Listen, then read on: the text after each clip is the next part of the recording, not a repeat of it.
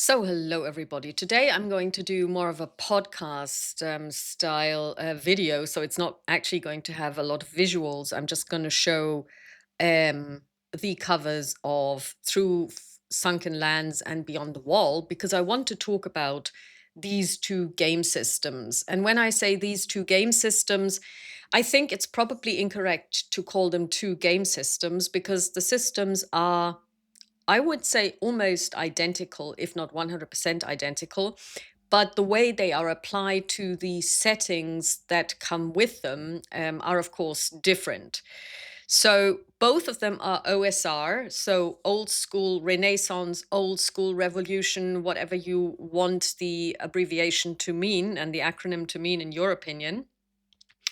And when you look at what they provide with regard to mechanics, they are quite reminiscent of, in some cases, AD&D, slimmed down, even harking back to older versions of Dungeons and Dragons, where you have almost no skills, no character traits, and it's really just attribute based. And then you just negotiate around the table what the characters are trying to do and what the players would like to do, and then the referee, as it were, the dungeon master, then makes a decision there and then: will this work? And if so, does it require a roll? And if so, against which of the attributes, of which there are six?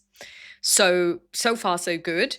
The way the games are both presented as are, in my opinion, a little bit problematic because, and maybe it's a little bit self-deprecating on the part of the authors, because they say, oh, well, nobody has time to create characters and to play campaigns. As we are getting older, we want something that's quick out of the box. And so they try to almost downplay the complexity that you can express through the rules. And by complexity, I mean the complex structures your narratives can take using these rules, by saying, oh, yeah, it's really out of the box. Take a playbook. They have the playbook. Sit down with your friends. Just roll the dice and then create your characters on the fly. And they say, well, you can create characters. And in the case of Beyond the Wall, create a village and then get off on a one shot or two shot, like within 1.5 hours. So 1.5 hours character creation, village creation, 1.5 hours character creation, and in through Sunken Lands, backstory creation with the different areas around the Sunken Lands, or the great city, and off you go after about half an hour of prep time for the DM, that will then look at the backstories and then we'll cook up something, or we'll take one of the ready-made modules that come with the base games. And I think that this is a little bit of a that they're basically selling themselves short, because you can take even the pre-made characters and just the playbooks and create characters that will sustain you through a whole campaign. And in the case of our Beyond the Wall campaign, we had a campaign that lasted 5 years. We started in 2020 and we finished in 2025. That doesn't mean that we were playing every week or every month even, but I want to say we probably got in over 50 episodes. And you can, of course, go to our channel and watch them. But it means that you can, even with these pre-gen characters, sustain meaningful storytelling across multiple story arcs over a very long period of time. And the same holds true for through Sunken Lands. We did character creation and we played, I want to say 4 sessions or so, and we had a blast. I only wanted to turn this into a few shots simply because I didn't have time to commit to a long-term campaign, number one. Number two, I wanted to try out the system because Through Sunken Lands is very similar, if not identical, to Beyond the Wall, but I wanted to explore it more because in Beyond the Wall you play children, And in Through Sunken Lands, you play adults and you play mature characters because characters start at level 2. And I was going to use this to play with my Sunday group, and I was going to play in the Sunken Lands. But since then, I've changed my mind. We will be using the system, but we will actually be playing in the Dark Sun um, multiverse plane from Dungeons and Dragons. And of course, when you look at the original Dark Sun releases for Advanced D&D, and you take a look at the, for example, stats of NPCs and monsters, they translate one to one almost into Through Sunken Lands. You just take the THACO, you subtract it from 20, which then gives you the plus bonus, the BAB, and you take the armor class subtracted from 20, and then you have the armor class translated one to one into what it should be for Through Sunken Lands. So it really lends itself to being used in this fashion. And additionally, it lends itself to be used in this fashion because if you want to storytell, and if it's all about telling a compelling story and exploring a world, both Beyond the Wall and Through Sunken Lands lend themselves to this because they all have this exploratory approach to it, where it's not so much about huge backstories and long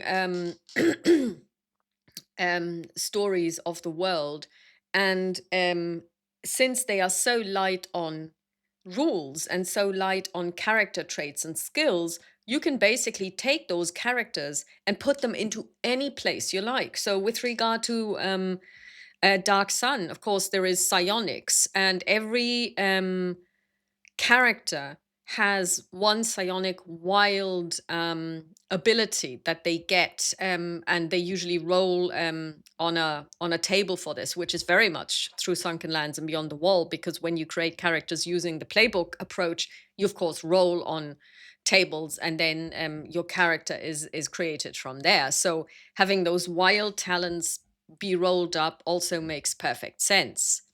Now, in our through shifting sands, this is our version of Dark Sun. We will not be rolling on a table for the psionics abilities, but I will actually give players the option to choose them, because the way they work is they work off of one of three possible attributes: con, wisdom, and intelligence. And if you have a character that's kind of low on con, um, using a con based ability is going to make it really difficult. And if you roll on the wild talent table, you may end up with a talent that you will not be able to use. But since Dark Sun is so deadly, the idea is that the abilities that you get would help you survive. And if you then have an ability, gee, thanks, I rolled on something that I will never be able to use because it's a con -3 and my con is only 10, so I would have to roll 7 or under. And if it's an opposed roll and somebody else is trying to shield their mind from my psionic onslaught, I'm maybe having to roll under 4, under 1, or maybe even under 2, and then it's just a natural 1 that will make me succeed. And that really sucks. So we're not going to do that. But even there, the approach is very congenial with Through Sunken Lands. Also, of course, Through Sunken Lands promotes having allies or henchmen, or hirelings, and of course that's very much what you would find in AD&D second edition as well. So this fits very well into the Dark Sun environment and setting. But I wouldn't stop there, because over the years, Flatland Games, who have put out both Beyond the Wall and Through Sunken Lands and all of their derivative products, have increased character playbook numbers and types. And I have always been in love with the One Ring for various reasons. I am kind of a fan of Tolkien, and I really liked the idea of gaming in a Tolkienesque world, knowing full well that it limits you in very many ways because there's really just good and bad. There is good and evil. You all know what's happening. Everybody knows the story, and it's very limited. And other people have basically expanded on this topic much more than I will do here. But since the world, as Tolkien describes it in the Third Age, is pretty much empty, except for a couple of places dotted around the map. And I'm actually looking at a large map of Middle Earth in the Third Age. Most of the places are empty. There are a couple of elves here and there, some elf pockets, some dwarven pockets, and some human settlements, but that's it, and then, of course, you've got the Shire where all of the hobbits live. But the rest of the world is completely empty.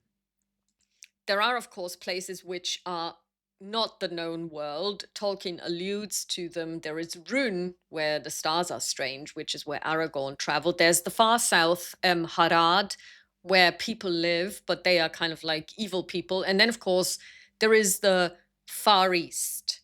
And I remember once reading an article about what is in the East, like, beyond the known world. And well, that's where probably a lot of elves still roam, because that's where they originated from. They basically were led west, but not everybody followed. So you would probably find elves there. You will probably find men there, but it's more like the level of culturalization that these elves and these men have, if they are still alive and have not been corrupted, is unknown. They could be, if you like, Stone Age elves or the equivalent thereof. And so adventuring in a Tolkienesque Middle Earth setting has its drawbacks, but none more so than the gaming mechanics associated with the One Ring and its derivatives. The One Ring as published by Cubicle 7, the One Ring as published by Free League, and of course the One Ring 5th edition kind of derivative, which was published by Free League, I want to say in 2024, but I could be wrong there. And that is that the person who invented the role-playing part of it is a board game designer.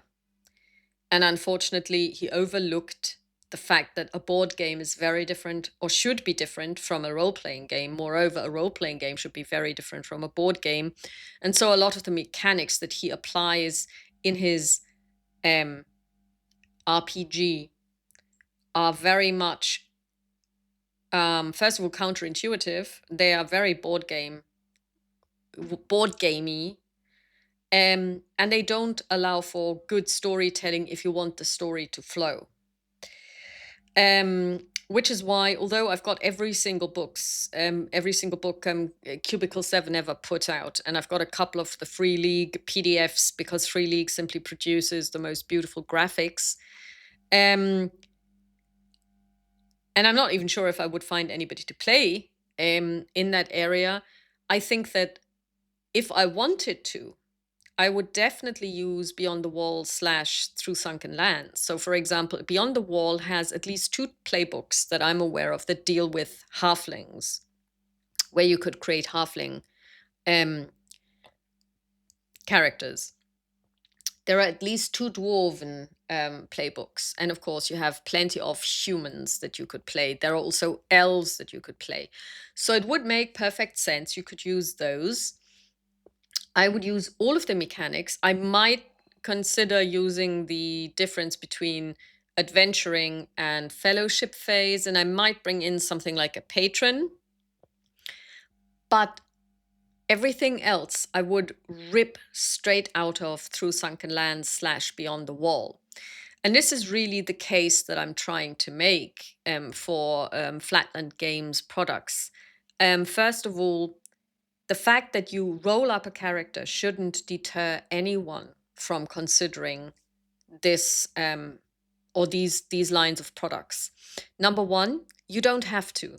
You can also go to the rule book and create characters using dice rolling mechanics, like rolling 4d6, dropping the lowest, and then assigning the scores to your attributes. It's all there.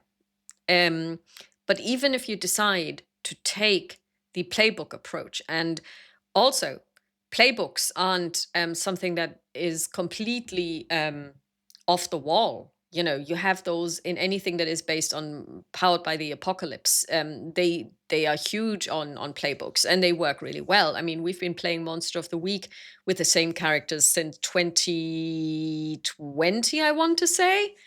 And we've had 3 seasons, 3 very successful, very enjoyable seasons that everyone who was involved, all of the players really loved. But of course, you work on a playbook basis, and it works really well. You also have playbooks to a lesser extent in things like Candela Obscura or Blades in the Dark. So this idea of having a playbook with an archetype that you play off of, or for example, even City of Mist, that's not a new thing. And it's not, I don't want to say that it was invented by Flatland Games, because I don't think they invented it. But the idea is really great, because it is an easy access way of creating a character, which goes beyond actually just having a pre-gen that you cannot alter, but you do alter you do have some say over how your character is. Or if you want to, you could, in theory, take the tables from Beyond the Wall or through Sunken Lands and just basically go through them, and for each table read through the entries and then make a decision which one of these entries you would like to use. And I also say to my players, once when the die is cast and you're unhappy with that particular result, you can choose a different one. It's not about re-rolling, but it's actually actively saying, no, I don't want this one. I want another one from this particular table, once in a character creation round. And it's worked so far. And so I would like to make the case that if you want to have a system that is really simple, easy to learn, and more importantly, easy to run, because you as the game master, as the storyteller, will have your hands full telling a story with your players, coming up with ideas of where the story should go next, reacting to what everybody's doing. And you don't want to have to remember, at least I don't want to have to remember, all kinds of rules. And especially then when I'm running NPCs or opponents in combat, and I think of everything that they could be doing, looking at a 5e rulebook, looking at a DSA, the Dark Eye rulebook, and you kind of go, oh my God, this is what they could be doing. I'm done with that.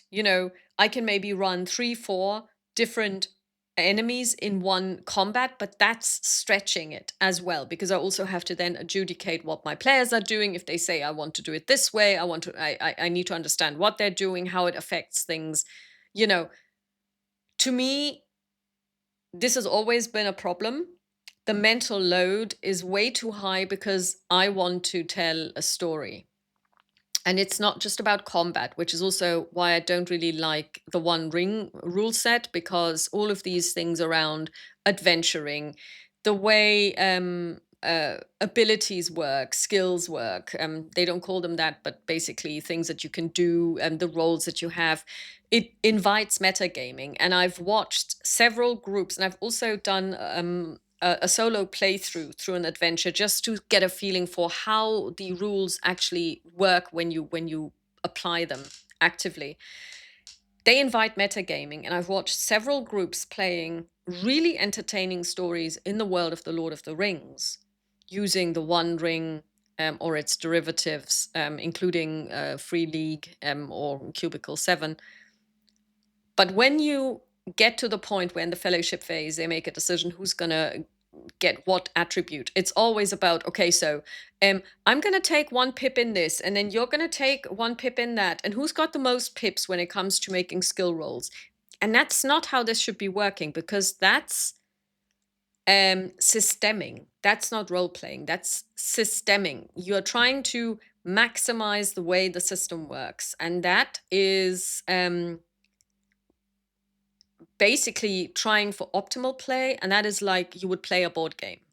And that's where the background of the creator really shines through, because he designed a board game called The War of the Ring, which I also used to own, and I would have loved to play it. You can solo it, but again, it is very complex, and it's asymmetric, and it's a really great game.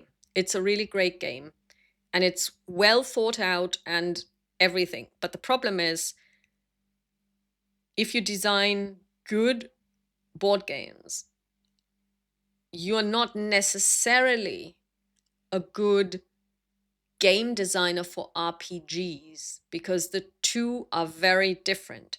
And one might say, yeah, but Gary Gygax, well, yeah. Gary Gygax evolved from a war gamer to a role-playing gamer, but he got a lot of, like, shall we say, input from other people. And it took him a long time to develop D&D into something that was rounded and easily accessible. We've got so many different editions. We've got the Holmes edition, where Professor Holmes approached Gary Gygax and said, well, your game is really great, but it's completely inaccessible. Let me rewrite the rules so that everybody can learn them, and I'm going to do it for free. And he did. That was the Holmes edition. So there are so many different editions where people were honing the rules and were basically making sure that everything that was unclear or unstreamlined was cleared up or more streamlined, where things that were illogical were made logical. So that took a while. Here we have one person who is an excellent board game designer, and he decided to do an RPG, and I'm not sure how much editing the rules got, because they are, I wouldn't even say that they are non-modern. They do remind me of games like RuneQuest, which of course is not a very modern game, where you even have like weapon speed and stuff. And it really gets in the way of progressing a good story, and even of progressing combat in a meaningful and quick way. Because if people say 5e combat takes long, you've never seen the Dark Eye combat in action, but basically you've also never seen the One Ring combat in action, because that's really tedious. And so this is why I would really like to emphasize that if you have a setting, any setting, and it can be fantasy, but it should be kind of not even on the low side, because both Beyond the Wall and Through Sunken Lands have magic. Through Sunken Lands has only two races, really. So you've got humans, and then you've got the eldritch. But in Beyond the Wall, you have many more races. You've got dwarves, you've got elves, you've got halflings. You can import them, if you like, into Through Sunken Lands, if you like the setting more. But you can strip away the setting and just take the rules. And I would say you can play in any fantasy setting that you like, whether it's your own or whether it's Middle Earth or whatnot.